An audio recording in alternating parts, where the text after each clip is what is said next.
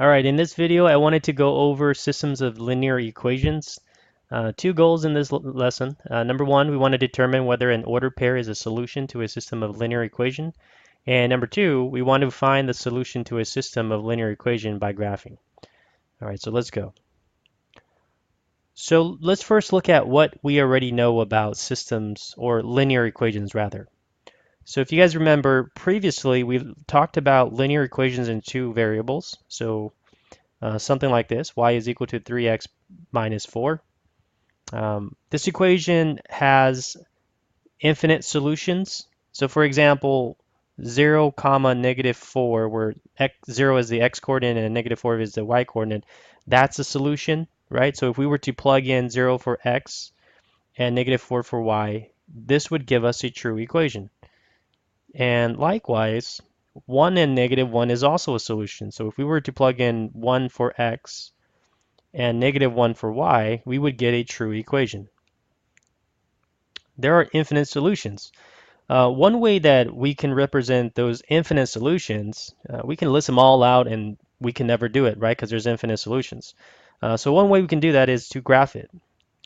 So one thing that we understand, or we should understand, is given a linear equations in two variable, this line right here represents all of the solution. So for example, we know that 0, negative 4 is a solution. It is a point that's on this line. There it is. 1, negative 1 is also a solution, so we expect it to be on this line. This point right here is also a solution. This point is 2, comma 2. There are infinite number of points. Any point or ordered pair that is on this line is a solution to this linear equation. So how does that help us understand system of linear equation? So this is the new stuff. A system of linear equation looks at two equations. This is sort of the minimum. We can get higher system of equations. We can look at three equations, but for now, let's just look at two equations. So this is a system. A solution to a system of linear equation is an ordered pair. An ordered pair that is both a solution to the first equation and a solution to the second equation. So I'll tell you guys that the solution that is, and the solution to both the equation is 1 comma negative 1. So that's where x is 1 and y is negative 1. So the purpose of this section is to identify whether a solution, an ordered pair is a solution to a system, and how we find that a solution. So if we were to graph these two lines, this first line, we already graphed it earlier, or we already saw the graph of it earlier. It's the green line. And then, I'm sorry, it's the red line. And the second equation here, the graph of its solution is the green line right here. And you notice that the point here, the point where they both intersect, that's the solution. And here's a rationale for that. So for the green line, these are all of the solutions to the second equation. There's an infinite number of solutions. For the red line, which is the first equation, these are all of the solutions to that equation. There's one point in which they share that's both a solution to both the equation, and that is this very point that they both where they intersect. And that ordered pair is 1 comma negative 1. So graphically, what a solution to a system is, it's the point of intersection between the two lines. Algebraically, it is a point where if you plug in the x and y coordinates, you get a true equation for both equations. All right, so hopefully that makes sense. And now let's look at different types of system.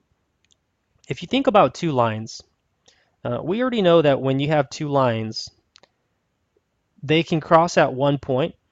So if we were thinking of this as a system, the point of intersection is their solution. So there can be one solution. For a one solution system, we call those independent systems. And if we have two lines which are parallel, they never cross because they have the same slope. That kind of system we say is inconsistent, an inconsistent system. So no solutions, inconsistent system. And we also have, say, a system where you have one line and the other line is the same exact line and they're right on top of each other. So if you view it like that, they're sort of, you can think of it as they're they're intersecting at all points or infinitely many points. So infinitely many solutions in that case, and we call that a dependent system. So let's look at a problem. So here's a problem that you might see in your homework. So the problem reads, determine whether the given order pair is a solution to the system. So here we have a system of two equations. Here is the um, solution or the possible solution. We want to check to see if it's a solution. Here's my x-coordinate, here's my y-coordinate. In order to be a solution to the system, we have to substitute the order pair into both equations. So for the first one, we have -6 is equal to 4 comma 1 minus 10. So let's see if this order pair, when substituted, is a solution to this equation. Well, let's see, what do we get? So let's see. We have -6, 4 times 1 is 4, minus 10 is -6. So that is a solution because we have -6 equals -6. So the order pair is a solution to the first equation. Let's check to see if it's a solution to the second one. So when we plug in 1 here and -6 here, here's what we get. We get 3 times 1 plus 5 times -6. And our hope is that it's equal to -27. If it is, then this is the solution. The order pair is a solution as well. So let's see what we get here. We get 3 times 1, which is 3. 5 times -6, which is plus -30. Is 3 plus -30 equal to -27? Yes, it is, right? So this is -27 is equal to -27. So it's a solution to the first equation. It is a solution to the second equation, which means it's a solution to this system. So in this case, we can say yes, 1 comma -6 is a solution to the system. All right, so that's how you determine whether an order pair is a solution to a system. Now, what if we're given a system? How can we determine a solution? Here's one way. We're going to learn 3 different ways, but the first method is by graphing. So here we have a system of equation. It is in what we call slope-intercept form, right? So if you guys remember, we have slope-intercept form as y equals mx plus b, where m is the slope and b is the y-intercept.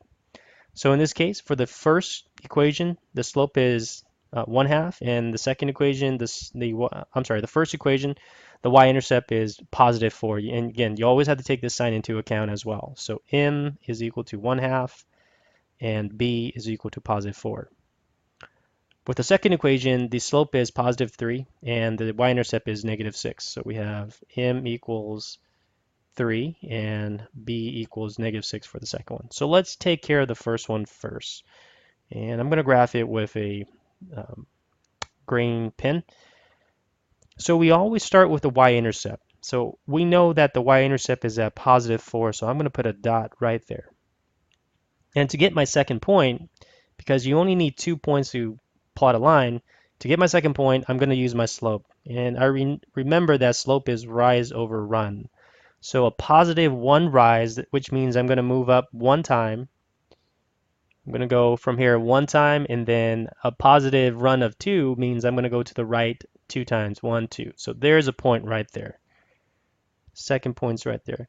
When you're graphing by hand, it's always a good idea to graph 3 points just so you know that you didn't make a mistake. So we're going to go up one time and then 2 times over, and that's the third point. And if I connect these, I get that right there.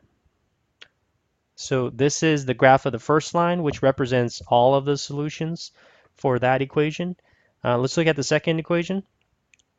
The y-intercept is -6. So I'm going to graph that with a red pen. So -6 is right here. And the slope is 3, but I know that 3 is 3 over 1. So the rise is 3, the run is +1. So we're going to go 1, 2, 3 up and over one time. And then do that again. So 1, 2, 3 over to the right one time. And if we connect the dots, it looks like it's going to intersect right there at that point.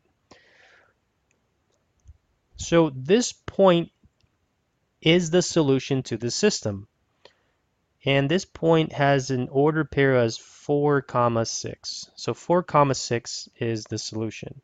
How do you check whether that's the solution, whether this is a solution or not? You would then plug in the 4 for x, 6 for y into both of these equations to see if it is a solution to both of these equations. And I can assure you that it is a solution. All right, so hopefully that helps you guys. Actually, let me just show you guys one more thing. So certain times you're going to have an equation that might look like this. So this is in slope-intercept form. This is in standard form. What you can do is if you're more comfortable with slope-intercept form by finding the y-intercept and the slope and then just graphing it, you can definitely solve this for y, and you can then proceed as we did up here. So I hope that was helpful. If you have any questions, feel free to shoot me an email, and I'll see you next time.